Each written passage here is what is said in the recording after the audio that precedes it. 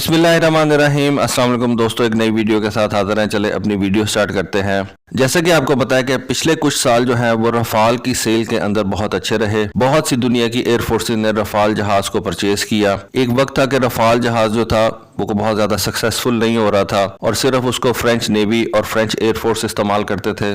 लेकिन फिर ये जिंक्स टूटा और इजिप्ट ने इस जहाज को परचेज किया, फिर इंडिया ने इस जहाज को परचेज किया और फिर इस तरह से जो सिलसिला है वो चलता रहा। बीच में कुछ एक ऐसा वक्त आया था कि फ्रांस के एयरफोर्स को अपने लिए ये जहाज जो है उनको रोकना पड़ा और उनकी रीजन ये नहीं थी कि वो एक्सपोर्ट के लिए जो है वो ऑर्डर्स तैयार कर रहे थे। उसकी रीजन ये थी कि फ्रांस की एयरफोर्स ने जो ट्रांच 4 के ऑर्डर कर रखे थे 60 जहाज, ये उसने 2009 के अंदर ऑर्डर किए थे। लेकिन फ्रांस की एयरफोर्स के पास बजटरी कंस्ट्रेंट्स कुछ इस तरह की थी कि उसको अपना ये 60 जहाजों का ऑर्डर रोकना पड़ा और उनको वक्ती तौर पे अपने पुराने जहाजों के साथ ही काम चलाना पड़ा। ये फ्रांस की नेवी के लिए भी था। इसमें कुछ जहाज जो थे वो फ्रेंच नेवी के लिए थे और कुछ जहाज जो थे वो फ्रेंच एयरफोर्स के लिए थे। तो यहाँ पे भी रफाल को एक थोड़ा सा सेटबैक देखना पड़ा। लेकिन फिर जैसा कि मैंने आपको बताया कि इजिप्ट की एयरफोर्स ने जब ये रफाल तैयारे परचेज किए तो डासो कंपनी जो है उसको थोड़ा सा हौसला हुआ, फिर इंडिया ने इसको परचेज किया और फिर एक सिलसिला जो है वो चल पड़ा। और जितनी देर फ्रांस की एयरफोर्स ने अपने जहाजों का ऑर्डर रोके रखा था,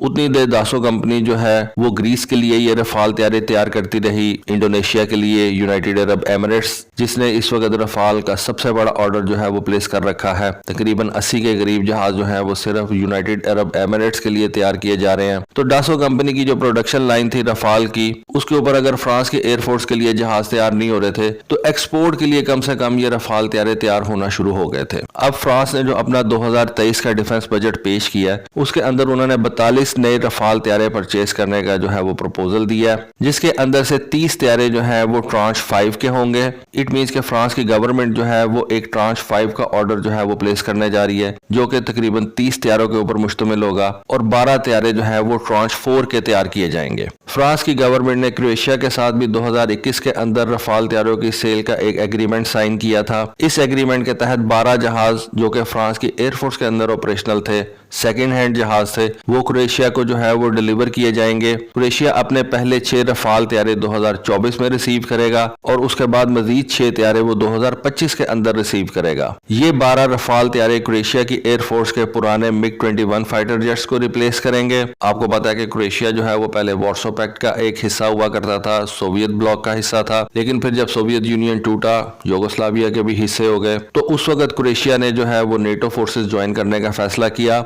और इस वजह से उसने फिर असला भी नेटो फोर्सेस के हवाले से ही परचेज करना था जो नेटो कंट्रीज के साथ कंपैटिबल हो। तो क्रोएशिया ने अपने पुराने मिग 21 जहाजों को रिप्लेस करने के लिए रफाल तैयारों को चूज किया और 12 रफाल तैयारों का कॉन्ट्रैक्ट उन्होंने 2021 के अंदर साइन किया। अब जैसा कि मैंने आपको बताया कि डासो कंपनी ने 4 साल के बाद कुछ रफाल तैयारे जो है वो फ्रेंच एयरफोर्स के हवाले किए हैं। डासो कंपनी मजीद 27 रफाल तैयारे 2024 के एंड तक फ्रेंच गवर्नमेंट के हवाले करने का प्लान रखती है। ये 27 तैयारे जो है वो ट्रांच 4 के ऑर्डर के अंदर आते हैं। रफाल तैयारा जो कि एक डबल इंजन जहाज है, इसके अंदर सेफ्रॉन कंपनी के सनेक्मा M88 इंजन जो है वो लगे हुए हैं। थैलस कंपनी का RBE-2AA एक्टिव इलेक्ट्रॉनिकली स्कैंड अरे यानी कि AESA रडार लगा हुआ है और इस रफाल तैयारे का जो F3R स्टैंडर्ड है उसको 2021 के अंदर फुली ऑपरेशनल करार दिया जा चुका है। इस F3R स्टैंडर्ड के अंदर रफाल तैयारे जो है वो लॉन्ग रेंज वाले मीटियोर मिसाइल्स लेके जा सकते हैं और इस वेरिएंट के अंदर थैलस कंपनी का टेलियोस लेजर डेजिग्नेटर पॉड जो है वो भी जहाज लेके जा सकेगा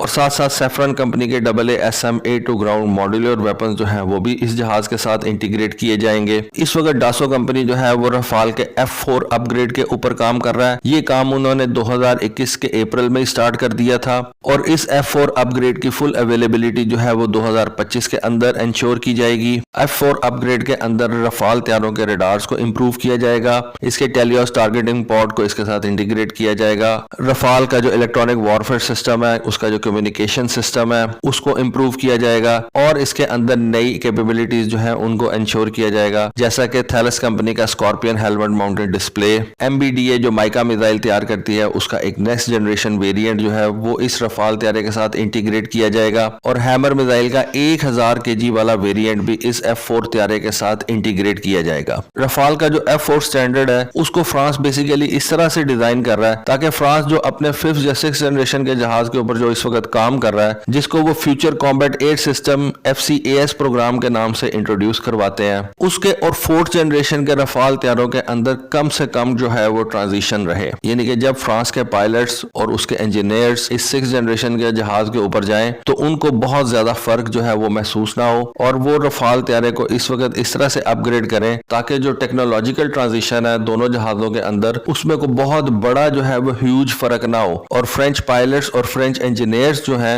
वो आसानी से नए जहाज के ऊपर अपनी ट्रांजिशन मुकम्मल कर लें। फ्रांस, जर्मनी और स्पेन इस FCAS प्रोग्राम के ऊपर जो है वो काम कर रहे हैं। इसको आप 6th जनरेशन का जहाज भी कह सकते हैं। यार इसकी जब कैपेबिलिटी सामने आएंगी तभी पता चलेगा। इस जहाज के बारे में कहा जाता है कि ये 2040 तक जो है वो ऑपरेशनल होगा और इसके अंदर state of the art capabilities जो है उनको इनकॉर्पोरेट किया जाएगा।